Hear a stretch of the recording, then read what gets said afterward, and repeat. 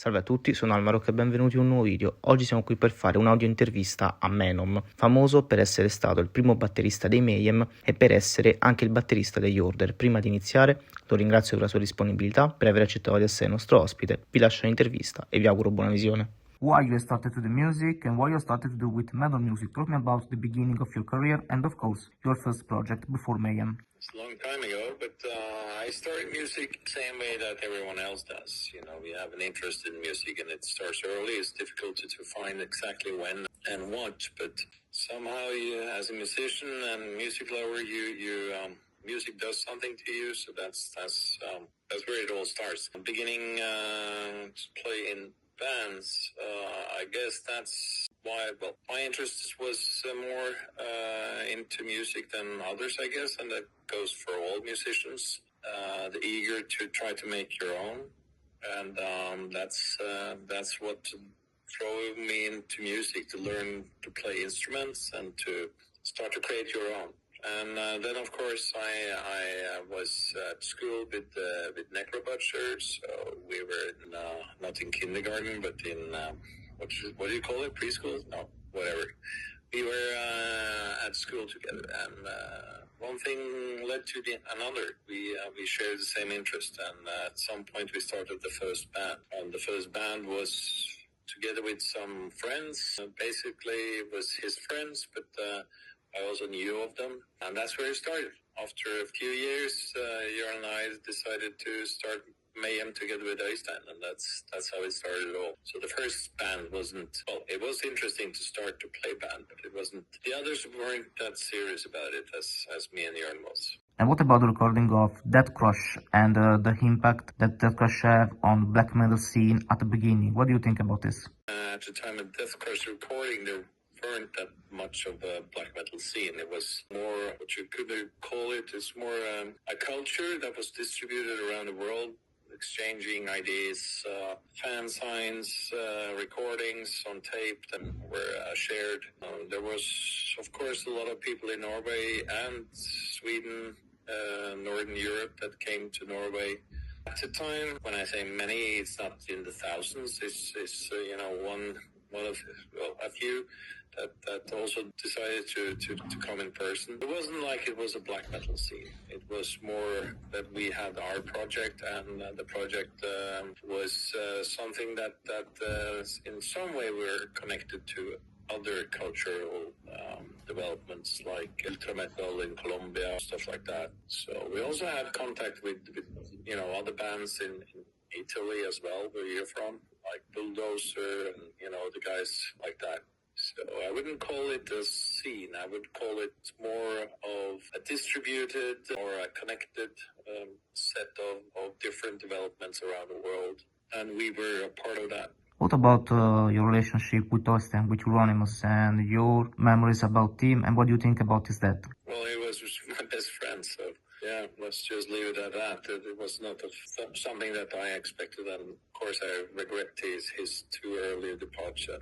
Our relationships started, of course, when we met and established Mayhem. So at that time, Jörn and I had been testing a lot of different guitarists and singers.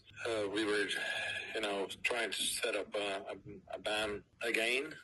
Well, it was a continuous thing, but if you're only the bassist and drummer, there's not a band, so you need to get more people. So when we met Øystein, that was, you know, we found our tone. We had the same intense relationship with music. We both loved experimental music, to go into different genres and see what you can do with sound. Yeah, so we shared a lot of interest also in the different musicians around us, from the kraut rock from Germany, for instance. We found that interesting. A lot of the digital or the synth, the electronics from early 60s throughout the 70s was interesting. So it wasn't all metal. We listened to a lot of stuff, and we shared that interest in. And of course, we shared the love of the craft to build music of our own. That was what you can hear on the Mayhem records. Why after that crash you leave from Mayhem?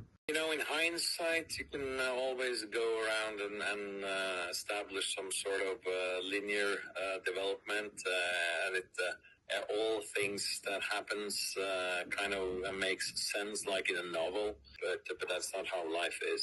So at the moment where I would quit Mayhem, it wasn't, obvious that Mayhem would do anything more. It wasn't like it was a lean machine that was just thriving through the music. It wasn't like it was a lean machine that was just thriving through the musical world. It was chaotic.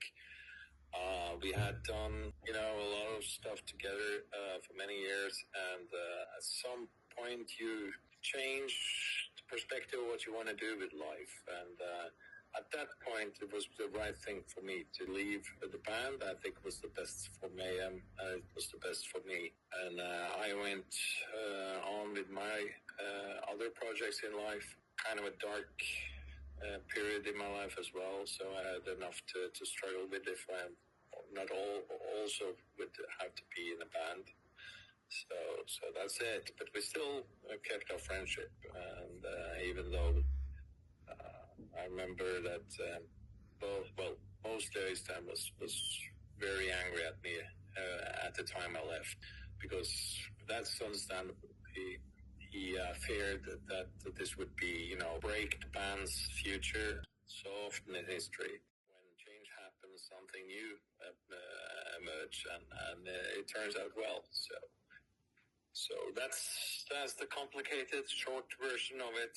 And I went on doing my other musical stuff, continuing to do, experimental noise music, etc., etc. But yeah. Now I'm back in metal. I've been that since we started Order, so I guess metal is part of my inner core as well.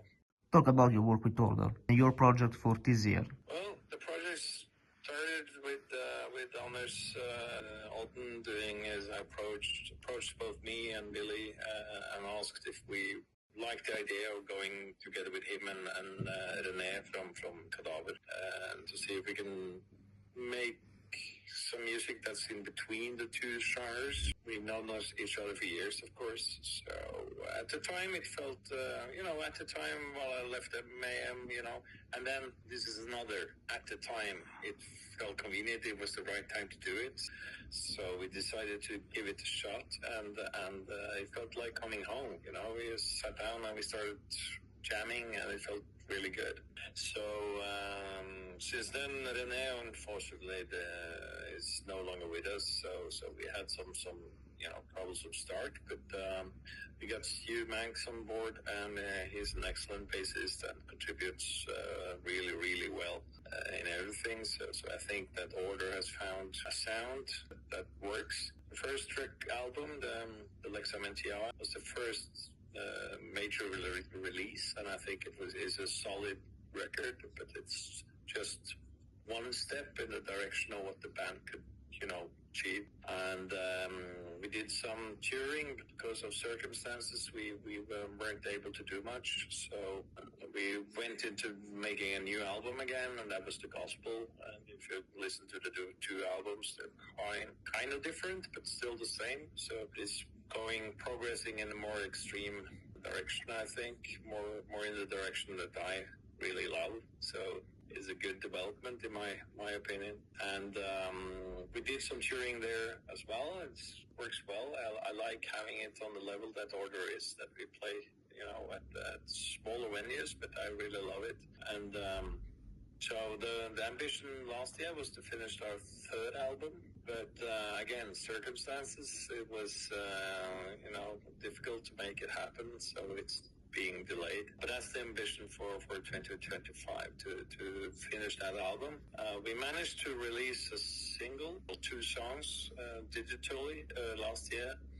Probably going to go down that road, I think. So it's going to be more in that direction with the next album. And if we succeed to do it, and I hope we will, just deliver it to the label. And since we're delayed, that's the plan. We're going to do a couple of shows. We did a show Friday. We did a show here in Oslo and one of the festivals, and we're going to do another show in March. So we're doing a show from here and there enjoying your life. If you want to be remembered for an album in your career, which is and why? It's hard to miss out Death Crush, isn't it? So, but yeah, I'm proud of all my albums. So I'm not sure if I'm not in favor of ranking things. I think that everything has its reason, unless you've done a mistake. Of course, then you want to forget something, but I don't want to forget anything. I've been part of a lot of releases, and I really enjoy them. I do like The Gospel, of course. It's the latest album. I do love the latest song, Void.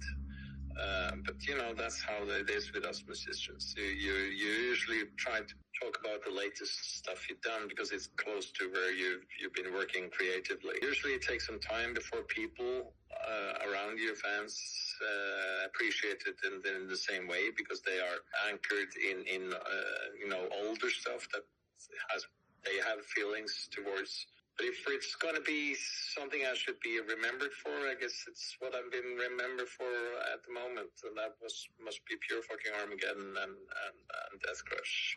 That's without doubt the albums that has been the foundation of a lot of things, even the fan base. Mayhem having program other reunions with the original lineup? Well, we have joined up, so we've done some touring with Mayhem last year. We did two anniversary show in Oslo, and then we joined them in Wacken and Beyond the Gates. We did East European tour together with Mayhem, so I think we did a lot of them. We couldn't do all of them, unfortunately, but that's how it is. Manehim they have a very tight schedule, and so it's difficult to do all of them, but it has been fun. In your opinion, how many things have changed in black metal scene when you started from nowadays? And how is it difficult to become a musician nowadays? If you want to be a musician today, I think it's the same thing that applies, that has always been important, and that it's got to be reasoned in your inner drive. It can't be something that comes from outside. So if you don't feel that you have this urge to create, you shouldn't enter the scene unless you want to be an entertainment artist. That's something different. I distinguish between entertainment artists and musicians. So even though entertainment artists can be very skilled musicians in the craft, they seldom create art. But if you want to be one who makes music, you should still do it. You should listen to what you have inside and try to express it somehow in lyrics and music and tones, noise, whatever. Bring out your music. It's quite easy these days to publish, but then again, there's too much noise out there. It's like 100K songs that are being published every day. It's going to be worse. It's going to become horrible with the AI music now entering the market. But of course, people who are really interested in music, they probably aren't that interested in from that type of music is. But if you want to be a musician, there's still hope. But there's probably not much money in it in the future, because everything is going to be commodity, such even in metal. And in my view, if you try some of the AI tools that are at hand now, available already, and it's quite early in the development of generative AI. That sounds almost like it was produced and released by a serious band. So it's I think everything will be ruined when it comes to the commodity part of it. That doesn't concern me much, because I have never been interested in the selling part of music. I've been interested in the making part of music, and I know that people who really love music, they find the art that's out there. So, but unfortunately, to have a professional career as a musician, I think it's going to be difficult. But then again, if the industry doesn't have anything to offer, then maybe the artist becomes free. So you can be free to do whatever you want. You must remember, the bands that started the black metal wave, none of us was, we did have contact with the industry, but the industry weren't interested in us. That's important to remember.